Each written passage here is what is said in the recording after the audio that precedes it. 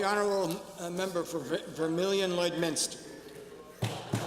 Mr. Speaker, last week I received a call from an 86-year-old constituent who had recently lost her husband of 66 years. Now, they both own vehicles registered in both names, and when she went to renew the registration on her car, she informed the registry agent that her husband had passed away and that his name should be removed from the registration. The agent asked her to provide a copy of her husband's will, but afterwards she was very upset at what she feels is an invasion of her privacy. To the Minister for Service Alberta, even the staff that we spoke with in your department feel that this policy is wrong. Why are registry agents being required to do this?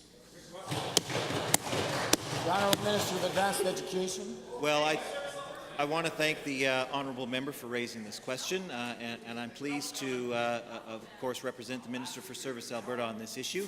I'm not familiar with the issue, and I will communicate this to the Service Alberta Department. We'll take this issue under advisement and get back to the honourable member.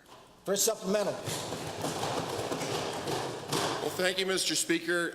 Given that registry of offices are where Albertans receive key services from their government, and given that a high level of courtesy, compassion, and customer service should be goals in all of these offices' interactions, and given that asking a grieving widow to produce her late husband's will to be copied and read by strangers is a cruel and heartless invasion of privacy, to the Minister, why isn't simply producing a copy of the death certificate sufficient in this sensitive situation?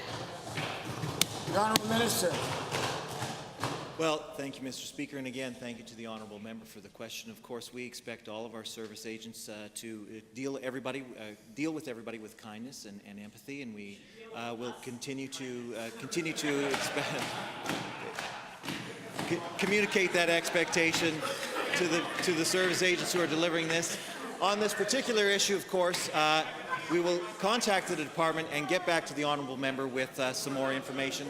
Hopefully we can rectify this situation. Second supplemental.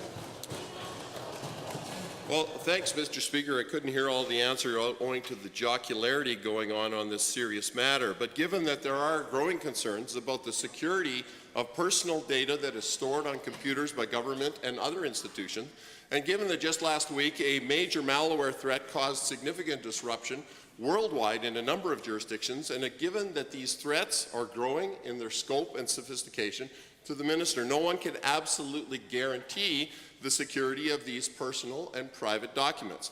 Why are you requiring registry agents to collect, copy, scan, and store all of this information? Thank you, Honourable Member. The Honourable Minister of Advanced Education. Well, thank you, Mr. Speaker, and of course, as I mentioned in my previous answers on behalf of the Minister of Service Alberta, we will look into this matter further and reply to the honourable member with some advice on how we can rectify this situation. For Red Deer South.